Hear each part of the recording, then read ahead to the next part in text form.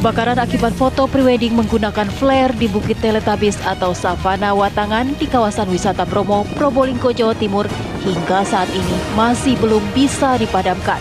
Data Balai Besar Taman Nasional Bromo Tengger Semeru mencatat sedikitnya 50 hektar lahan terbakar.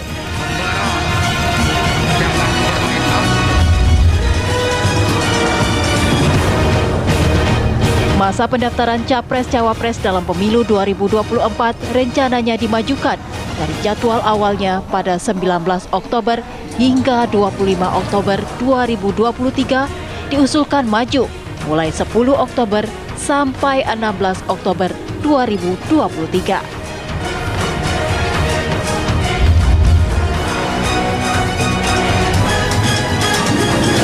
Tiga poros yang akan bertarung dalam Pilpres 2024 berebut suara warga Nahdliyin. Pendekatan pada tokoh-tokoh NU gencar dilakukan ketiga poros capres demi mendapatkan sumbangan elektoral. Assalamualaikum warahmatullahi wabarakatuh. Selamat malam pemirsa, selamat hari Sabtu. Seperti biasa saya Cica Anissa menemani istirahat malam hari Anda di Apa Kabar Indonesia Malam. Pemirsa, topik bahasan saya di Apa Kabar Indonesia Malam masih soal Pilpres 2024.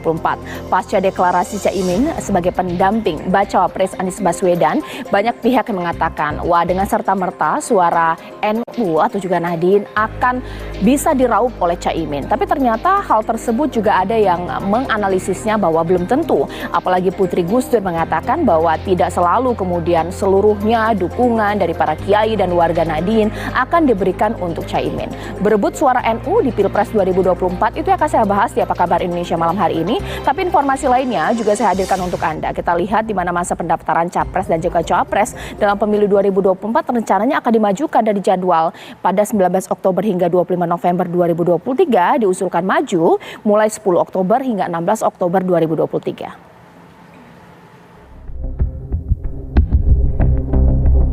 Komisi Pemilihan Umum tengah menyiapkan usulan peraturan baru untuk mempercepat pendaftaran Capres-Cawapres di pemilu 2024. Awalnya, masa pendaftaran Pilpres berlangsung pada 19 Oktober hingga 25 November 2023. Dalam aturan baru nantinya, waktu pendaftaran dipercepat dan periodenya dipersingkat. Pendaftaran dimulai 10 Oktober hingga 16 Oktober 2023. Menko Polhukam Mahfud MD menyebut perubahan jadwal pendaftaran Capres-Cawapres di pemilu 2024 ini agar tidak terjadi pertengkaran dan suasana panas menuju proses pendaftaran. Sampai saat ini berjalan baik. Dulu ada ribut-ribut mau ditunda, mau diperpanjang, saya katakan tidak. Tidak. Sekarang tahapan-tahapan sudah berjalan. Malah ini akan dipercepat pendaftaran presidennya. Karena ini terlalu lama bertengkar siapa ini yang maju, siapa yang daftar. Yang semula dijadwalkan nanti pendaftaran dibuka tanggal 19 Oktober sampai 24 November. Sekarang direncanakan dipercepat pendaftaran 10 Oktober. Ditutup tanggal 16 Oktober. 6 hari aja ngapain ribut-ribut, cari calon tukaran terus ribut. Percepat. Coblosannya tetap tanggal 14 Februari. Nah, saudara, ini draft. Karena keputusan perubahan jadwal itu tidak perlu undang-undang, itu hanya perlu kesepakatan antara DPR, Komisi 2, Mendagri, KPU, Bawaslu. Ini aja ketemu, ngobrol, sudah setuju pasalnya. Karena kalau ditunggu juga ini tidak ada kerjaan nih, 22 hari terbuang. Iya, ini ngapain nih 22 hari? Semua yang daftar sudah, daftar calon tetap DPR sudah. Kan tinggal nunggu pendaftaran presiden. Ini tahap-tahap lain, daftar calon tetap, terus diproses sampai akhirnya nanti tetap, lalu pendaftaran presiden, wakil presiden. Kalau tidak itu 22 hari kita ya nganggur aja. Percepat. Itu, saudara, oleh sebab itu mari kita jaga ini sebagai amanah dari Allah, yaitu amanah untuk menegakkan konstitusi agar negara ini betul-betul menjadi baldatun thayyibatun wa rabbun ghafur. Rencananya KPU akan membawa draft aturan percepatan jadwal pendaftaran Capres-Cawapres Pemilu 2024 ini untuk disepakati Komisi 2 DPR, Mendagri, dan Bawaslu. Tim TV One mengabarkan. Kita ke informasi selanjutnya, bakal calon Presiden Prabowo Subianto hadiri milad ke-11 Pondok Pesantren Ora Aji milik Gus Miftah di depan ribuan orang. Prabowo berjanji akan hilangkan kemiskinan jika dirinya terpilih menjadi presiden mendatang. Bakal calon Presiden Prabowo Subianto mengunjungi Pondok Pesantren Ora Aji di Sleman, Yogyakarta pada Jumat malam. Kehadiran Prabowo ini dalam rangka menghadiri puncak milad ke-11 Pondok Pesantren Ora Aji milik Gus Miftah. Prabowo kemudian menyampaikan orasi kebangsaan di depan ribuan orang jika dirinya siap berbakti untuk bangsa dan negara. Prabowo juga berjanji akan menghilangkan kemiskinan jika menjadi presiden 2024 mendatang. Yakinlah kita mampu menghilangkan kemiskinan dari bumi Indonesia. Dan karena itu tekad saya ingin memimpin, saya ingin meminta mandat dari saudara-saudara, saya ingin minta mandat dari rakyat Indonesia, beri kesempatan kepada saya dan tim saya, kita hilangkan kemiskinan dari bumi Indonesia. Dalam kesempatan itu, Prabowo juga bertemu dengan para Gus dari Jawa Timur, Jawa Tengah, dan Yogyakarta. Dari Sleman, Yogyakarta, Andri Prasetyo, TV One mengabarkan.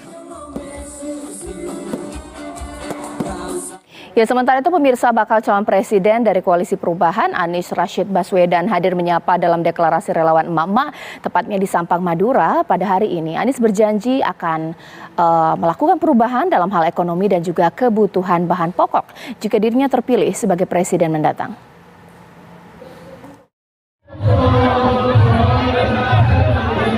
Bakal calon presiden Baca Pres Koalisi Perubahan untuk Persatuan Anies Baswedan hari ini mendatangi Kabupaten Sampang untuk menghadiri deklarasi emak-emak dan nyai-nyai. Kedatangan Anies disambut antusias para kiai dan sejumlah tokoh masyarakat setempat. Anies menyaksikan deklarasi yang berlangsung di Jalan Pahlawan, Kelurahan Del Penang, Kabupaten Sampang, Madura, Jawa Timur itu. Mantan Gubernur DKI Jakarta itu di hadapan relawan menyatakan menyambut baik deklarasi dan akan amanah dalam melakukan perubahan.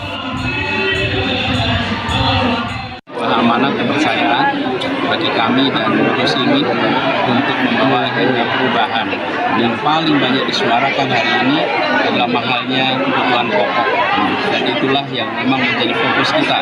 Kita ingin kebutuhan pokok harganya terjangkau, pendidikan berkualitas terjangkau, kesehatan yang bisa juga melayani semua, lalu lapangan pekerjaan.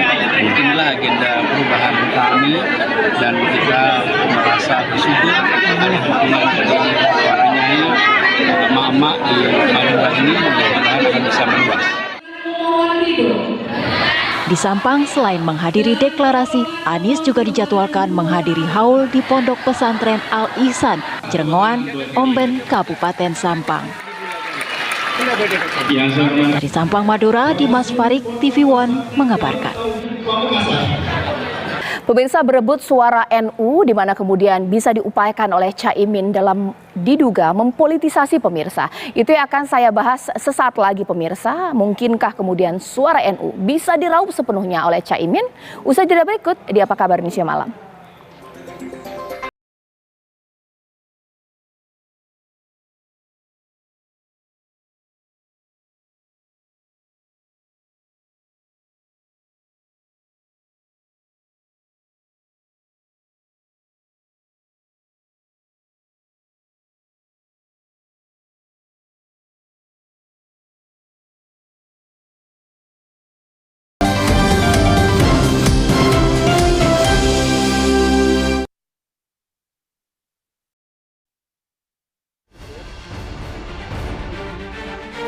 Bakal Cawapres sekaligus Ketua Umum Partai Kebangkitan Bangsa PKB Muhaimin Iskandar terus bermanuver atas nama NU dan PKB.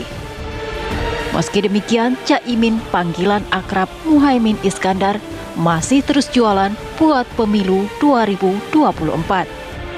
Caimin pun berkelit dengan berbagai dalih saat berziarah ke makam Sunan Gunung Jati di Kabupaten Cirebon Jumat kemarin. Caimin melontarkan sindiran pernyataan Ketua Umum PBNU Yahya Holil Stakuf yang meminta tak ada capres dan cawapres yang melibatkan NU ke politik praktis. Saya setuju sikap itu harus dilakukan oleh PBNU untuk menjaga PBNU sebagai organisasi tidak ketarik-tarik di politik praktis. PBNU tidak boleh ikut politik praktis, politik itu berat, biar PKB saja. Jadi untuk PBNU, PKB itu kalimatnya yang tepat adalah memang PBNU tugasnya adalah ngurusi umat dakwah. Sedangkan yang ngurusi politik adalah PKB. Saya kasih tahu politik itu berat, biar PKB aja yang nanggung. Upaya partai politik beserta pasangan capres dan cawapres menarik dukungan warga Nahdliyin sepertinya tak bisa dihindari. Dengan jumlah anggota hingga 150 juta jiwa, NU selalu menjadi incaran partai-partai politik. Namun, bukan perkara mudah memikat kaum Nahdliyin karena preferensi beragam dalam memilih dan kembalinya ke Hitah 1926. Lantas, mampukah Caimin mendongkrak dan merebut suara NU dengan manuvernya? Bagaimana parpol lain melihat manuver Caimin mempolitisasi NU? Akankah menjadi ancaman? Lalu, siapa yang bakal menuai keuntungan? Tim TV One mengabarkan. Ya, sepertinya setiap gelaran Pilpres, suara NU menentukan untuk pemenang presiden dan juga wakil presiden. Dengan deklarasi yang kemudian sudah dilakukan oleh Koalisi Perubahan memasangkan Anies Baswedan dengan Caimin, beberapa pihak kemudian bertanya, wah apakah jangan-jangan suara NU secara keseluruhan akan bisa diraup oleh Caimin. Tapi ada juga mengatakan suara NU kemungkinan juga terpecah, apalagi hal yang berbeda, positioning berbeda dari Putri Gus Dur sendiri bahwa mengatakan Kiai dan juga Nahdliyin belum tentu akan memberikan dukungan kepada Caimin. Itu yang akan saya bahas di Apa Kabar Indonesia malam hari ini. Pengamat politik kita Mas Adi Praetno. Selamat malam. Assalamualaikum Mas Adi Pray. Waalaikumsalam warahmatullahi wabarakatuh. Selamat malam Caca.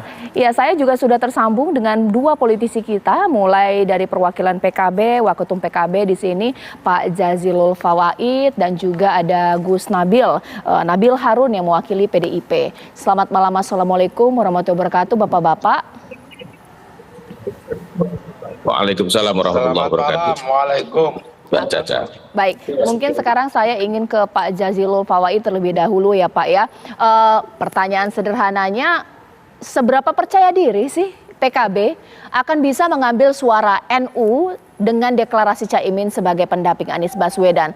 Karena statement yang berseberangan dari Mbak Yeni Wahid mengatakan belum tentu nih, apalagi suara Kiai dan juga seluruh warga NU. Seperti apa? Ya, saya jawab dengan fakta sejarah saja, Mbak Caca.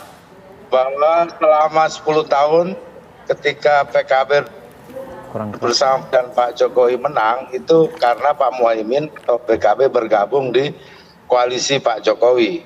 Dan 4 periode dan 2 periode sebelumnya sama juga.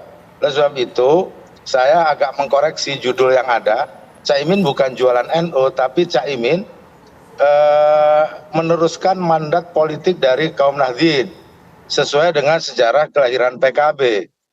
Jadi kita harus buka sejarah atau fakta sejarah bahwa ketika 98 kaum Nahdliyin atau warga Nahdliyin difasilitasi oleh pengurus besar Nahdlatul Ulama untuk melahirkan Partai Kebangkitan Bangsa sebagai alat perjuangan politik. Jadi Caimin ini sedang berjuang. Dan sudah beberapa kali dibuktikan oleh Gus Imin bahwa koalisi yang bersama PKB selalu menang. Dan saat ini adalah momentum yang baik buat PKB untuk menunjukkan kembali kepada mandat sejarah kelahiran PKB, bahwa PKB adalah alat perjuangan politik Nahdlatul Ulama. Saya yakin sesuai dengan fakta ini bahwa Partai Berhaluan Nahdlatul Ulama atau Partai Berhaluan Ahlus Sunnah wal Jamaah yang terbesar di parlemen atau yang eksis di parlemen hari ini adalah Partai Kebangkitan Bangsa. Bahwa partai berbasis Islam terbesar hari ini adalah Partai Kebangkitan Bangsa. Saya pikir itu fakta. Baik, Pak Jazilul. Nah, hari ini ketika saya potong dulu, saya tegaskan. Tadi Pak Jazilul mengatakan PKB arah politik seluruh masyarakat Nahdlatul Ulama. Berarti kalau PKB punya dukungan atau sudah menentukan pilihan, berarti seluruh suara NU akan mengikuti PKB begitu? Bukan, sesuai dengan masa kultural Nahdlatul Ulama itu biasanya memang tidak utuh kepada satu dukungan. Namun jumhur atau mayoritas itu selalu ada di barisan yang di situ ada tokoh Nahdlatul Ulama. Kalau bahasanya dari dubur NU itu keluar dua, ada telur, ada telek. Nah, yang telur itu yang PKB, yang teleknya itu yang bukan PKB, dan itu terbukti ketika sejak kelahiran PKB, bahwa ketika PKB lahir itu juga ada partai-partai lain juga yang hadir, yang lahir. Tapi mati semuanya, tinggal PKB yang eksis. Okay. Nah, eksisnya PKB ini karena kepemimpinan Gus Muhaimin yang solid dan memiliki arah dan semangat. Dan sekarang Pak Muhaimin sedang menerima mandat untuk maju menjadi calon wakil presiden bersama Pak Anies. Baik. Nah, ini luar biasa sebutan masyarakat NU, saya pikir tidak terbendung. Oke, Mas Adi Pray, tolong dong ditanggapi bahwa apalagi ini dikuatkan dengan statement Caimin sebelumnya ya, politik itu berat, biar PKB saja. Ini seakan-akan step back lah untuk warga NU, biar kemudian PKB yang bekerja untuk Pilpres 2024, khususnya suara juga akan ke PKB, bagaimana? Ya, saya kira statement itu untuk meledek teman-teman PBNU yang selalu mengatakan bahwa NU itu netral, NU itu kembali ke hito dan tidak berpolitik.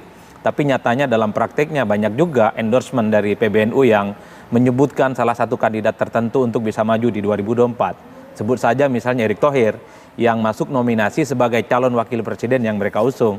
Oleh karena itu pernyataan Muhaimin Iskandar bagi saya ini ingin mengkritiklah teman-teman PBNU, bilangnya tidak berpolitik tapi jauh lebih aktif berpolitik gitu, karena bicara tentang soal siapa yang akan mereka usung ya untuk kepentingan Pilpres. Itu yang pertama aja.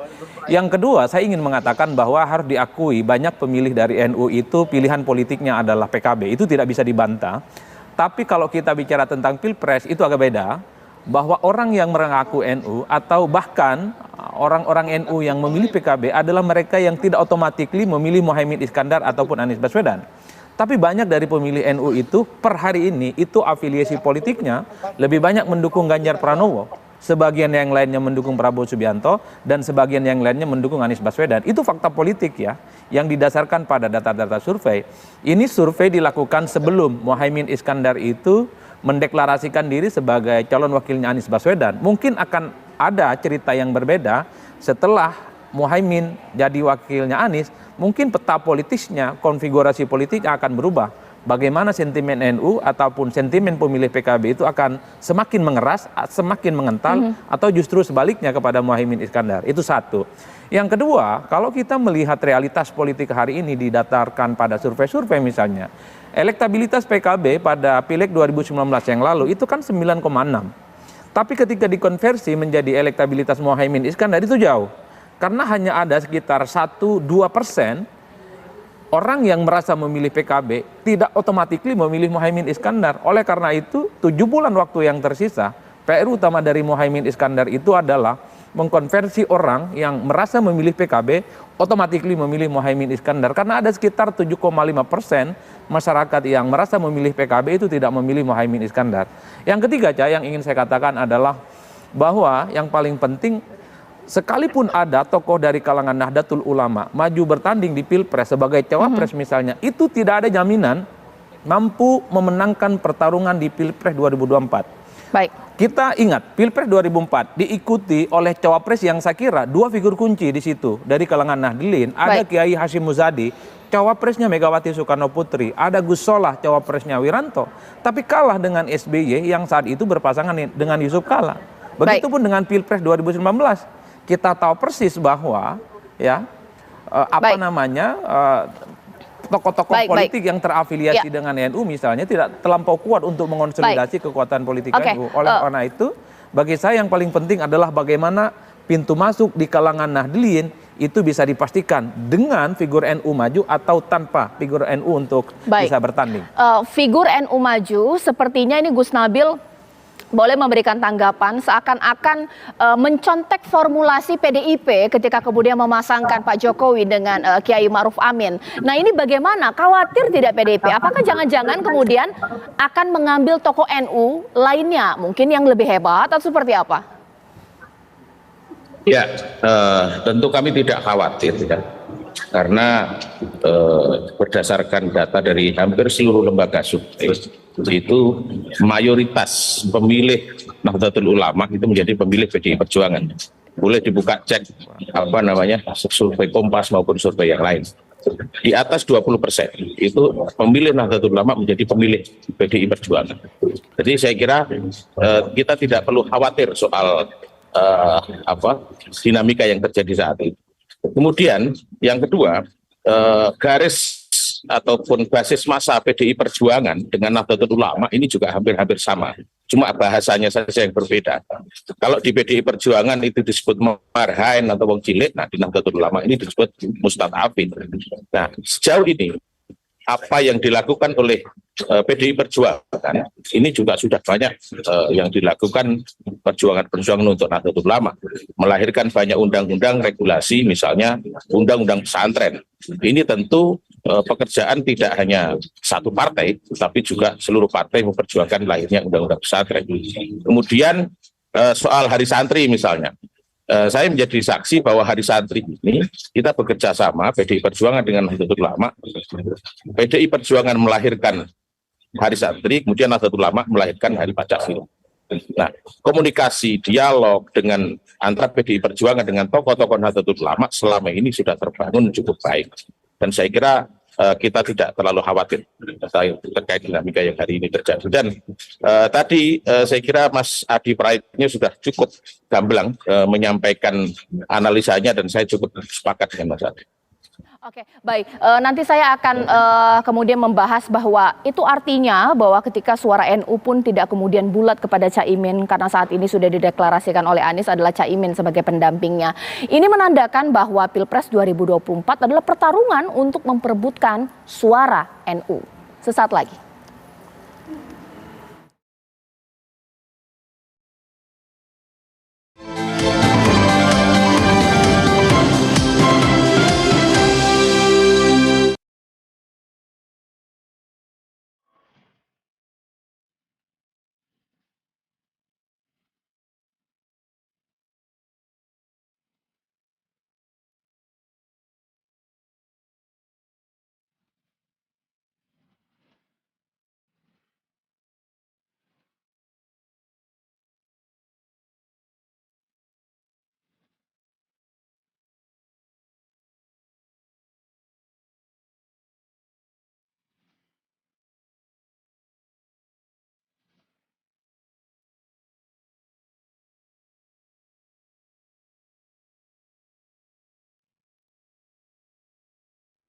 Baik, sesuai dengan judul saya itu yang saya tanyakan kepada Pak Jazilul Fawait bahwa akhir-akhir ini banyak sekali kritik yang ditujukan untuk Caimin, Pak Jazilul, bahwa seringkali Caimin jualan NU untuk meraih suara, bahkan juga embel-embel Gus Dur, dan ini diprotes juga oleh keluarga Gus Dur. Seperti apa Pak Jazilul? Pak Muhaimin itu mendedikasikan waktunya 24 jam untuk mengoperasikan alat perjuangan politik NU. Gus Muhaimin itu kader yang sejak lahir NU dan banyak sumbangsi kepada Nahdlatul Ulama. Nah, tapi karena memang kepentingan tertentu akhir-akhir ini memang ada kritik-kritik yang menurut Pak Muhaimin itu biasa. Dan kita akan jawab dan buktikan nanti ketika pemilu nanti. Nah, maksudnya apa? Karena fakta-fakta yang ada, perjalanan panjang yang dibuktikan oleh Gus Muhaimin untuk menjaga PKB sebagai alat perjuangan NU, semakin hari semakin kokoh, semakin kuat.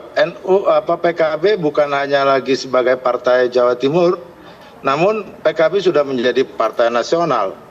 Jadi apapun yang dibicarakan oleh PBNU, karena PBNU sudah tidak berpolitik praktis, menurut saya sudahlah kembali kepada dakwah saja, kepada ngurusi madrasah, masjid, begitu.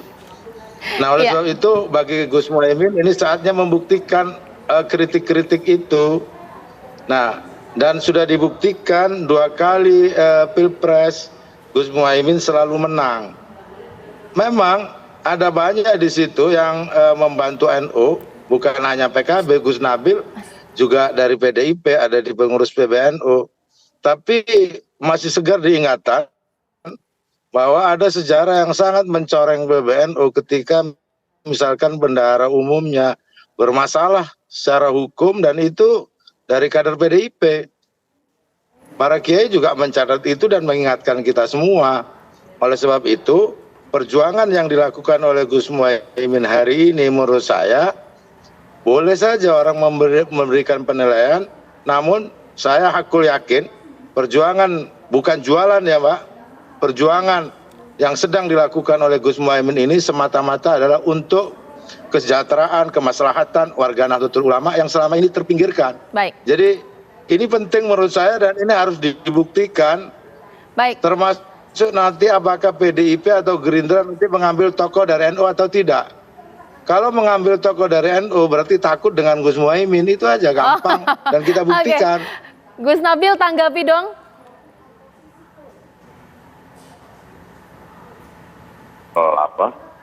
Kader yang korupsi juga saya kira di PKB juga ada kader-kader yang korupsi, tapi saya tidak ingin membahas lebih jauh dari itu. Kalau soal kami akan memilih siapa atau memilih kader NU itu siapa, tentunya kami juga sedang mempertimbangkan kader-kader terbaik NU. Ya, kader-kader terbaik NU banyak sekali. Dan biasanya masyarakat ataupun warga NU itu akan mengikuti apa yang menjadi gestur dari ulama-ulama besar yang ada di Nahdlatul Ulama atau di PBNU. Misalnya ada teman saya namanya Amin gitu, dia nyalek di Jawa Tengah misalnya. Kemudian gestur kiai-kiai NU di lokal itu tidak memberikan dukungan kepada Kiai Mas Amin itu, maka ya Mas Amin tidak akan mendapatkan simpati dari warga. Itu sebagai contoh. Nah, saya kira kita tidak terlalu khawatir. Soal kita akan mengambil kader NU atau tidak itu bukan masalah takut atau tidak dengan Caimin, tapi lebih kepada bahwa kita ini ingin betul-betul memilih kader terbaik yang ada di Indonesia ini. Dan itu memang butuh waktu, ya. Kalau Ibu Mega itu membutuhkan kontemplasi, ya. Jadi tidak ujuk-ujuk, tidak tiba-tiba gitu. Tapi kita betul-betul membutuhkan waktu, ya, kontemplasi untuk memilih kader terbaik dari yang akan diusung oleh PDI Perjuangan. Oke, ditanggapi dong Mas Adi Pray, sekiranya sebenarnya benar tidak sih bahwa Caimin ini menjual NU untuk meraih dukungan? Wajar dong kalau misalnya dia bisa mengatakan bahwa saya lahir dan besar kemudian di NU, ini seperti apa? Ya, saya kira memang tidak ada bantahan apapun. Gus Muhaimin dan PKB itu marketplace-nya adalah NU. Karena memang mostly dari sekian banyak pemilih dari PKB dan Gus Muhaimin adalah mereka yang terafiliasi atau yang merasa teridentifikasi sebagai Nahdlatul Ulama, kan itu. Cuman kan problemnya saat ini kenapa ramai soal jualan NU ini, Ca? Karena ada hubungan yang tidak harmonis antara PBNU dengan PKB. Ya. Dulu PBNU dan PKB ini satu, PBNU ya PKB, PKB ya PBNU. Waktu ketua umumnya Kiai Said misalnya. Tapi beda ceritanya ketika PBNU itu dikomandai oleh Gus Yahya yang memang beda mazhab dan beda faksi dengan Gus Muhaimin. Oleh karena itu, ketika Gus Yahya menjadi ketua umum PBNU langsung menyatakan bahwa PBNU itu bukan alat politik partai dan orang tertentu dan jangan pernah mengatasnamakan NU sebagai bagian dari kepentingan politik. Ini kan secara tidak langsung cukup merugikan bagi PKB yang memang sejak awal kelahirannya PKB itu mesin politiknya, kayu bakar politiknya adalah Nahdlatul Ulama. Inilah yang saya kira membuat tarikan nafas politik pertentangan antara Gus Muhaimin dengan kubunya Yeni dan kubunya Gus Yahya yang notabene-nya adalah Gus Durian yang memang sejak awal ini kemudian mengkristal konflik politiknya menuju 2024. Oke. Boleh tanggapi dong Pak Jazilul, bagaimana kemudian Caimin mau meraih suara NU? Wong dengan PBNU aja tidak akur, seperti apa?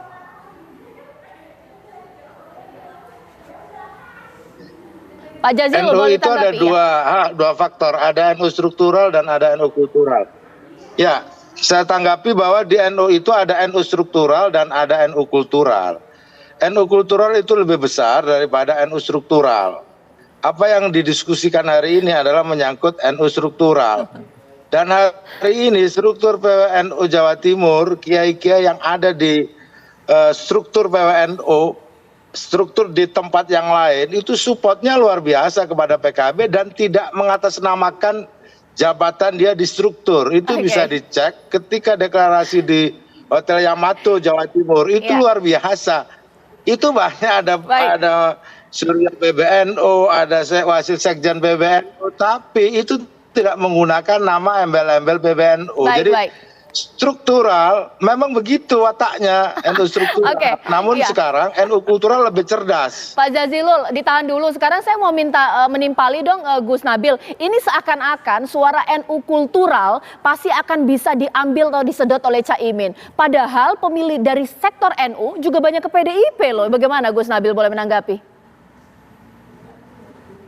Kita harus melihat data ya, lagi-lagi kita melihat data. Kalau dibilang mayoritas pemilih NU itu kemana, data berbicara bahwa pemilih NU itu lebih banyak ke PDI Perjuangan. Dan bahkan PKB itu ada di urutan ketiga atau keempat beberapa lembaga survei. Jadi kalau mau diklaim bahwa mayoritas itu ke PKB, ya saya kira tinggal kita buka lembaga hasil data survei saja. Kemudian yang kedua, soal tadi dibilang kultural struktural ya kita lihat saja ukurannya survei itu tadi. Kalau kemudian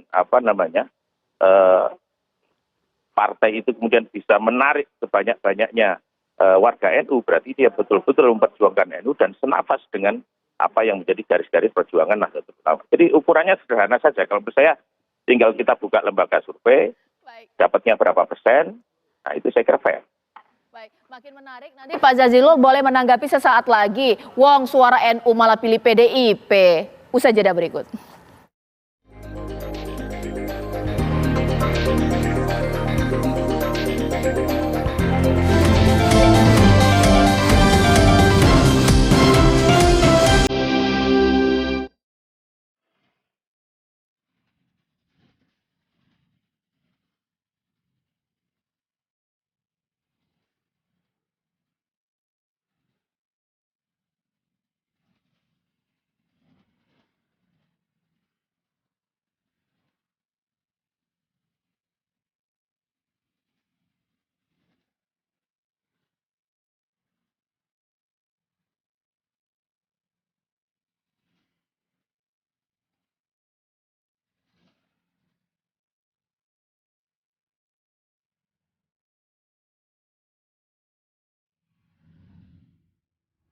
Pak Jazilul, Gus Nabil mengatakan nggak bisa kemudian ada klaim suara NU solid secara atau suara kultural dari NU solid kemudian bisa akan diambil oleh Caimin meskipun Caimin di PKB. Malah ini dapat peringkat ketiga, masih unggul PDIP nih, bagaimana?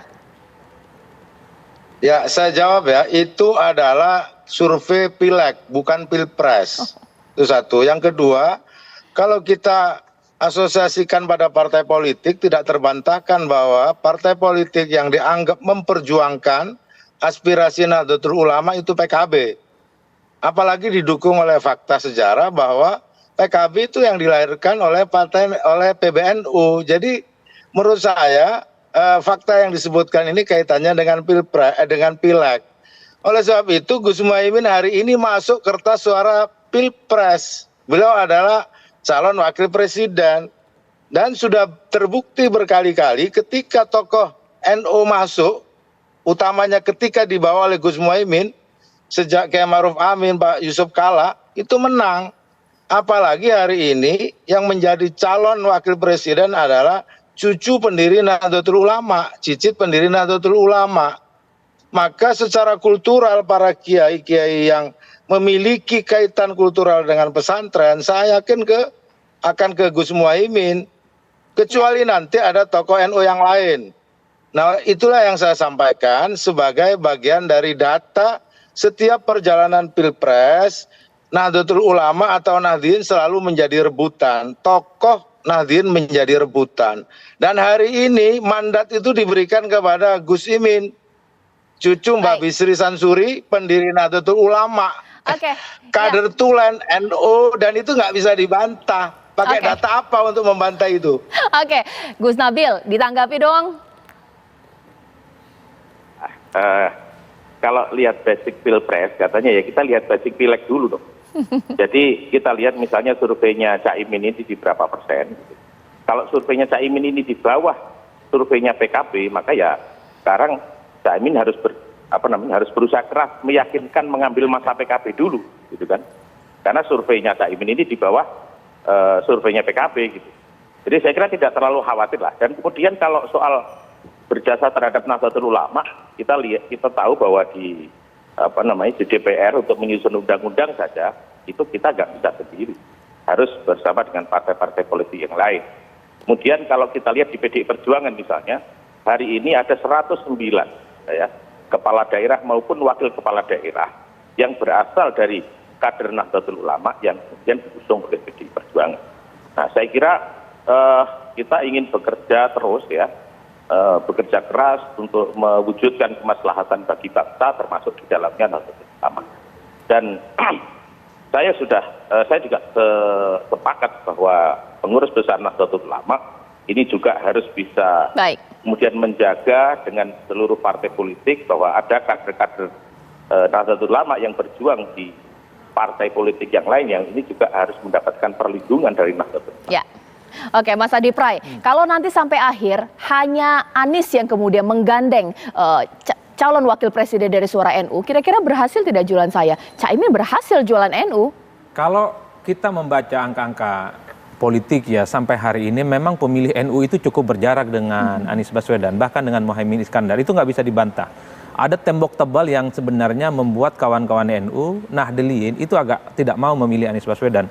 Tentu karena ini tidak terlepas dari irisan ideologi, visi misi dan common platform yang beda. Anies misalnya diasosiasikan sebagai figur yang dekat dengan kelompok-kelompok Islam kanan, sementara NU ini kan Islamnya Nusantara.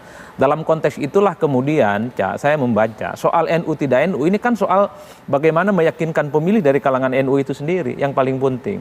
Kalau Ganjar Pranowo misalnya pintu masuk ke kalangan Nahdliyin mungkin bisa melalui P3 karena banyak juga dari pemilih P3 itu dari NU. Nah yang kedua misalnya istrinya Mas Ganjar itu adalah mereka yang memang orang tahu berasal dari keluarga besar dari Nahdlatul Ulama di Jawa Tengah gitu ya. Jadi ini adalah pintu masuk di mana orang NU itu afiliasi politiknya banyak. Kalau Anies Baswedan pintu masuknya tentu lewat PKB. Nanti Prabowo Subianto mungkin akan menggunakan Erick Thohir untuk melakukan penetrasi di dalam. Mengingat Erick Thohir sudah disebut oleh PBNU sebagai salah satu cawapres yang mereka rekomendasikan. Problemnya adalah siapapun yang paling kuat meyakinkan basis konstituennya itulah yang akan memenangkan pertarungan. Nah yang kedua yang ingin saya katakan kalau kita membaca surveinya Kompas, surveinya SMRC ataupun potret survei yang dilakukan oleh Parameter di bulan Mei lalu ataupun bulan Juni lalu, memang mayoritas orang NU itu pilihan politiknya kepada Ganjar Pranowo. Sebagian yang lainnya itu kepada Prabowo Subianto, terutama ketika PKB masih bersama Pak Prabowo. Saya nggak tahu setelah PKB itu hengkang dan angkat kaki, apakah masih ada berkah elektoral yang bisa ditimbulkan. Tinggal diuji setelah Gus Muhaimin menjadi bagian dari Anies, basis konstituen NU yang selama ini memang berjarak dengan Anies, secara perlahan migrasi dan hijrah mendukung Anies. Nah tentu Gus Jazilul yang punya konsultan di dalamnya, punya survei internal, pasti akan mampu menjelaskan itu.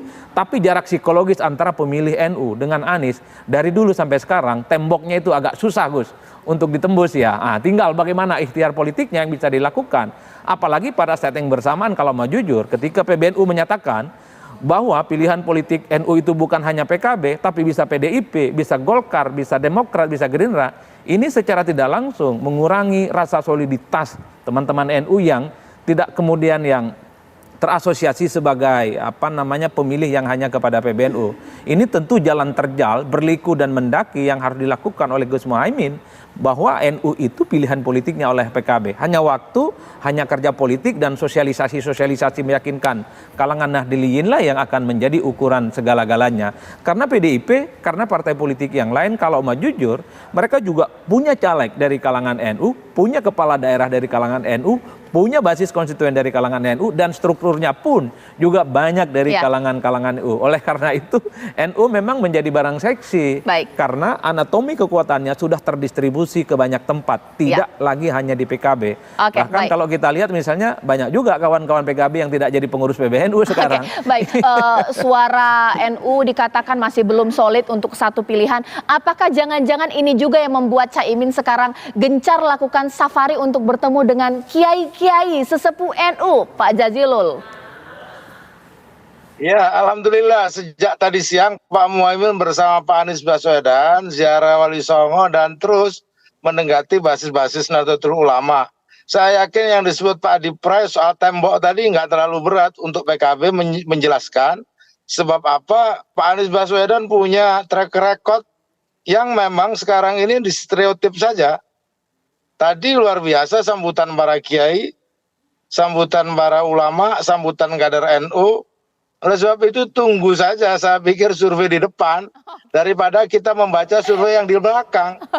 Karena justru deklarasi Pak Anies dan Caimin ini merubah peta semuanya. Termasuk peta di Jawa Timur. Coba saja nanti dilihat apakah kerja-kerja kami, kerja-kerja Gus Muhaimin dan kerja para kiai, para ulama yang mendukung Gus Muhaimin, yang mendukung PKB dan struktur PKB yang sudah mulai bergerak ke arah Mas Anies dan semua sudah dijelaskan. Gus Nabil, tolong ditanggapi. Pak Adi Praetno nggak ada tembok yang berat untuk kita jelaskan kepada para kiai. Bahkan ada kiai bilang bahwa ini jalan jihad. Gus Nabil, sepertinya nggak bisa anggap enteng ini PDIP. Strategi cukup matang dari PKB, Gus. Saya kira kita tidak perlu mengkhawatirkan dinamika yang ada, apalagi kita khawatir tentang Caimin, karena Caimin saja belum bisa mengambil atau meyakinkan basis suaranya PKB itu sendiri kalau kita melihat dari hasil survei. Dan saya kira juga PBNU tidak pernah mengendorse Erick Thohir, saya koreksi karena saya juga ketua umum Banom di Nahdlatul Ulama, saya juga sering rapat maupun bergaul dan tidak pernah pengurus besar Nahdlatul Ulama secara resmi mengendorse Erick Thohir. Jadi saya kira clear kalau PBNU ini memang menjaga jarak dengan seluruh partai dan tokoh-tokoh yang dianggap berpeluang untuk menjadi calon presiden maupun calon wakil presiden. Terima kasih Gus Nabil dan terima kasih Pak Jazilul juga Mas Adi Pray. Kita tunggulah karena ini perangnya saja belum dimulai. Dan pemirsa, saat lagi saya akan hadirkan informasi di mana Polda Metro Jaya lakukan olah TKP di rumah di mana ditemukan jasad ibu dan anak tepatnya di perumahan elit di kawasan Cinere, Depok, Jawa Barat. Sesaat lagi ya.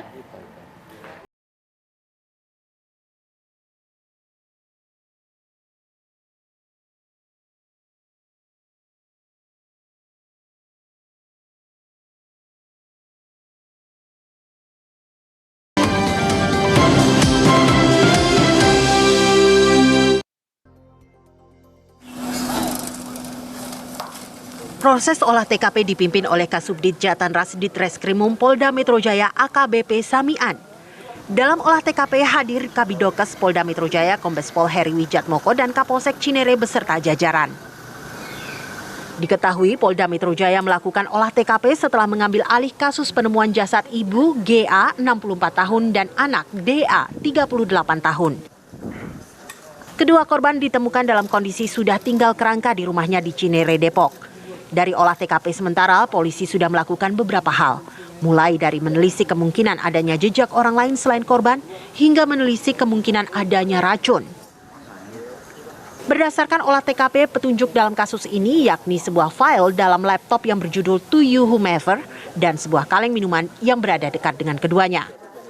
Tim TV One mengabarkan. Ya, langsung saja saya akan tanyakan kepada rekan kami Adi Mulya yang sudah siap mengabarkan langsung dari Depok, Jawa Barat, pemirsa. Adi Mulya, silakan dengan laporannya. Baik, selamat malam Caca Anissa dan juga pemirsa TV One. Saat ini jika kita bisa gambarkan di depan rumah ditemukannya 2 jenazah yang diduga ibu dan anak di wilayah Cinere Depok ini masih dipasang garis polisi. Adapun tadi pada pukul 2 hingga pukul 5 waktu Indonesia bagian Barat, dapat kami informasikan sudah dilakukan olah tempat kejadian perkara kedua setelah olah TKP yang dilakukan pada 7 September 2023 yang lalu. Adapun tadi sekitar pada pukul 5 tim penyidik ini sudah membawa beberapa barang bukti baru dari tempat kejadian perkara, diantaranya adalah sebuah dokumen. Lantas apakah dokumen tersebut atau sebetulnya apa isi dari dokumen tersebut itu masih belum dapat diinformasikannya ke publik karena masih didalami oleh pihak tim Puslap 4 Polri. Dapat kami informasikan memang kedua jenazah yang ditemukan di wilayah Cinere, Depok, Jawa Barat ini merupakan anak dan juga ibu. GA berusia 64 tahun dan juga DA berusia 38 tahun pada hari Kamis 7 September 2023 silam.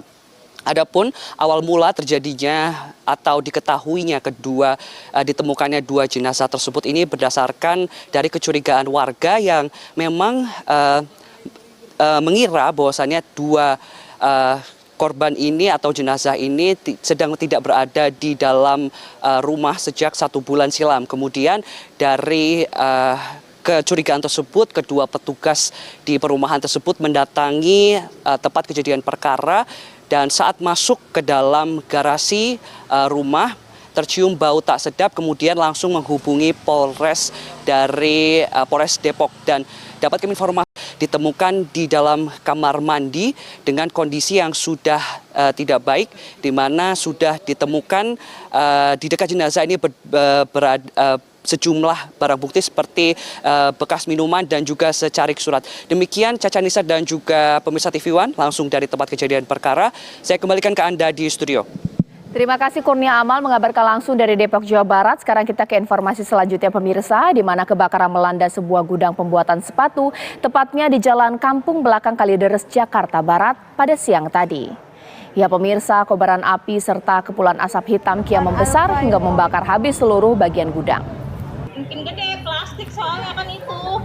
Ya, sejumlah petugas pemadam kebakaran Jakarta Barat pun tiba di lokasi kebakaran berupaya lakukan pemadaman agar tidak terjadi perambatan yang tentunya lebih meluas.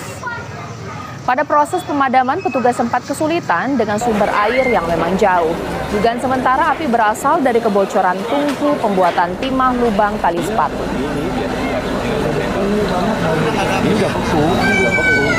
Tadi kan udah cair. Keinformasi lainnya, kebakaran di kawasan Bromo meluas. Sebelumnya terjadi di wisata Teletubbies Probolinggo, Jawa Timur. Saat ini terus merembet ke wilayah Penanjakan Pasuruan akibat kencangnya tiupan arah angin. Yang memasuki hari keempat, kebakaran yang terjadi di kawasan Bromo di Probolinggo semakin meluas. Terpantau saat ini kobaran api sudah sampai ke wilayah Penanjakan Pasuruan, Jawa Timur. Tampak kobaran api terus membesar mengingat wilayah penanjakan berupa hutan heterogen. Banyaknya pepohonan kering, selain itu rumputan maupun alang-alang yang mudah terbakar membuat api dengan cepat menyebar.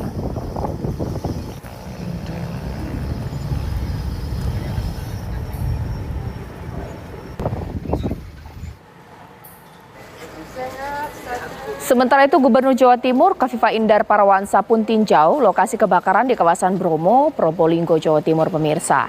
Ia melalui paparan yang melibatkan TN BTS, BNPB, dan juga Forkompinda, dan juga masyarakat Tengger, juga pelaku wisata, Gubernur Jatim pun mendorong untuk mendatangkan helikopter dalam upaya pemadam kebakaran di wilayah kawasan wisata Bromo, Probolinggo.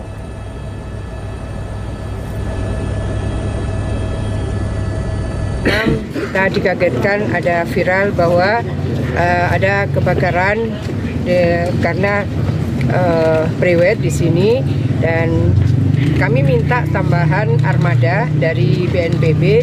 Kemarin sudah datang dengan kapasitas lebih besar untuk bisa melakukan pembasahan dan pemadaman, bisa 5 kali lipat dari yang semula dikirim kepada kami.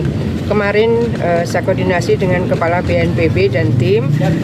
Sebenarnya saya sudah minta hari ini untuk bisa dikirim ke Bromo. Tapi karena ada titik api baru di Arjuna, maka tadi saya mengikuti heli ini masih melakukan pembasahan dan pemadaman di Arjuna. Nah, sekarang kita ke sini untuk memastikan bahwa masih ada titik api di Bromo ini. Dan nanti Pak Kepala Balai Besar TNBTS diharapkan mengirim surat untuk menggerakkan heli yang sekarang ada di Kaliandra untuk bisa bergerak di sini.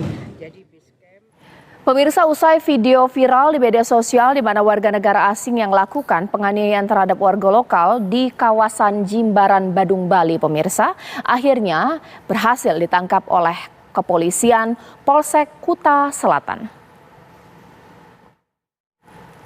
Pemirsa, jajaran Polsek Kuta Selatan berhasil mengamankan wisatawan yang diduga lakukan penganiayaan terhadap warga lokal di kawasan Jimbaran, Bali.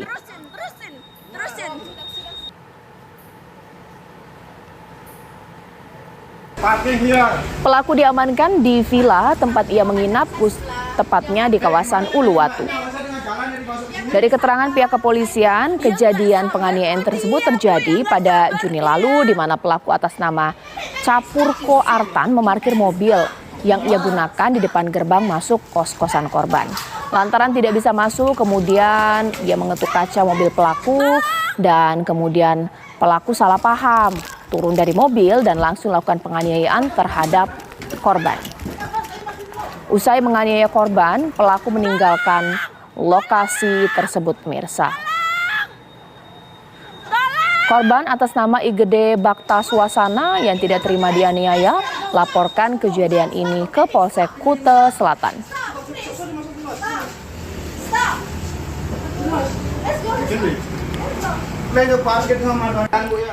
Pemirsa, sejumlah informasi lainnya masih akan saya hadirkan usai jeda berikut. Tetaplah di Apa Kabar Indonesia Malam.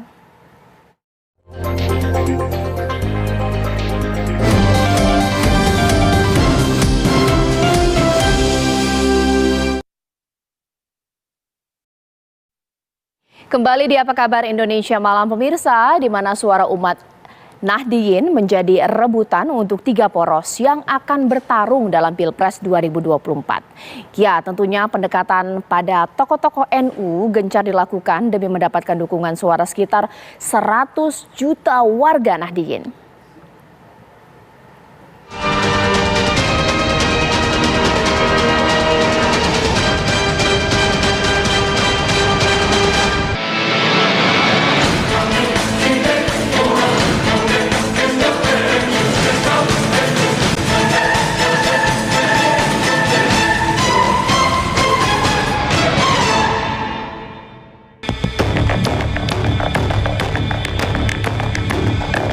Suara umat Nahdliyin selalu menjadi magnet yang menyedot kekuatan politik dalam setiap kontestasi pemilu, khususnya Pilpres. Menjelang masa pendaftaran Capres-Cawapres, 3 poros politik yang ada saat ini pun berebut mendapatkan dukungan dari warga Nahdliyin. Dukungan ini nantinya diharapkan terkonversi dalam bentuk suara di TPS-TPS. Tak ada data yang pasti seberapa besar jumlah umat Nahdliyin di Indonesia. Ketua Umum PBNU Kiai Haji Yahya Khalil Stakuf menyatakan jumlah umat Nahdliyin adalah 59,2% dari penduduk Muslim di Indonesia. Berdasarkan data Kemendagri, jumlah penduduk Muslim Indonesia 241,70 juta orang.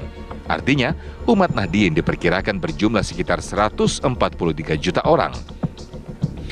Pakar politik Fahri Ali menilai wajar jika suara NU diperebutkan karena akan memberikan sumbangan elektoral yang besar dan menentukan. Nah, Nahdliyin ini jumlahnya itu kasarnya diperkirakan sekitar 90 juta di seluruh Indonesia. Tetapi memang mereka terkonsentrasi di Jawa, terutama Jawa Tengah dengan Jawa Timur. Dan kalau konsentrasi terbesar itu ada di Jawa Timur. Itulah sebabnya seluruh Cawapres, seluruh baca pres itu ingin supaya calon wapres mereka itu berasal dari NU dan terutama Jawa Timur. Jumlah yang besar ini tentu saja sangat diperebutkan oleh setiap pasangan capres-cawapres. Koalisi Perubahan untuk Persatuan yang dimotori Partai Nasdem bergerak cepat dengan membajak Ketua Umum PKB Muhaimin Iskandar dari Koalisi Indonesia Maju. Pasangan Anies Muhaimin resmi dideklarasikan untuk bertarung di Pilpres 2024. Saya katakan tadi sebenarnya yang dikejar oleh baca pres ya, itu adalah memenangkan pertarungan di Jawa Timur. Gitu. Jadi semuanya orang mengejar itu gitu.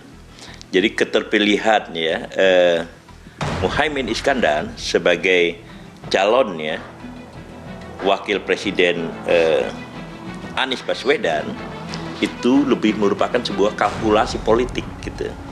Bukan merupakan kalkulasi ideologis. Dua poros lain juga tak mau kalah cepat. Mereka terus menjalin komunikasi dengan tokoh-tokoh NU. Ketua Umum Partai Gerindra yang juga baca pres dari Koalisi Indonesia Maju menggelar pertemuan dengan cicit pendiri NU yang juga putri Presiden keempat RI, Yeni Wahid. Usai pertemuan, Yeni Wahid menyiratkan dukungannya pada Prabowo. Sedangkan Ganjar Pranowo beberapa kali mendekati tokoh-tokoh NU, termasuk bersilaturahmi ke keluarga Gus Dur. Koalisi pengusung Ganjar dalam beberapa kali kesempatan juga mensyiratkan mencari tokoh NU sebagai pendamping Ganjar. Dalam rentang 3 bulan terakhir, 3 bakal calon presiden mempertontonkan upaya mereka meraih dukungan umat Nahdliyin.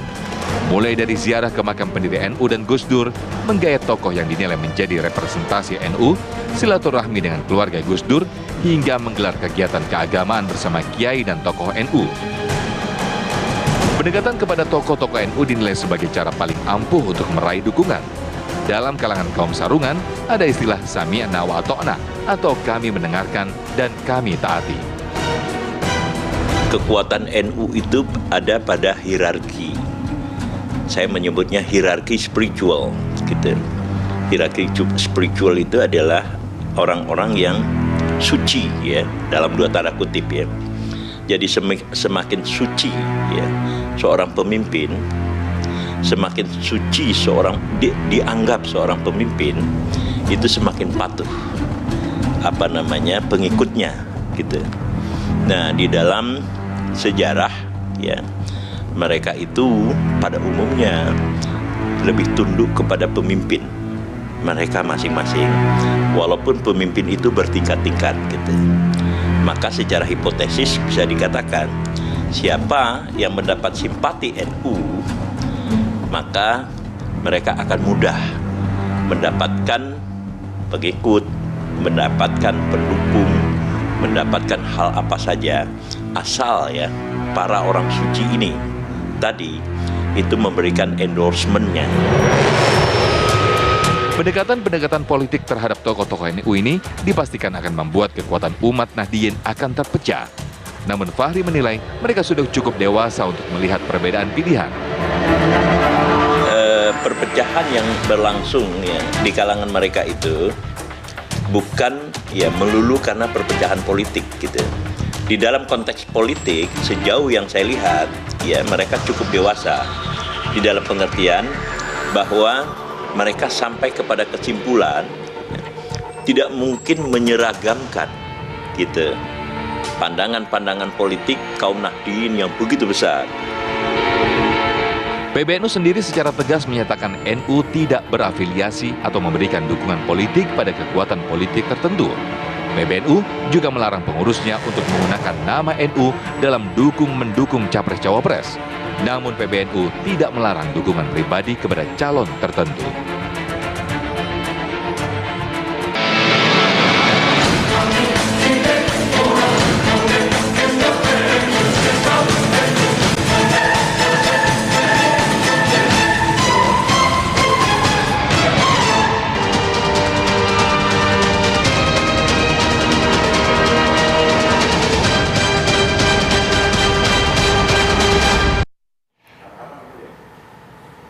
Ya pemirsa, informasi tadi sekaligus menutup Apa Kabar Indonesia Malam untuk hari ini. Saat lagi Anda menyaksikan kabar utama bersama Windy Welly.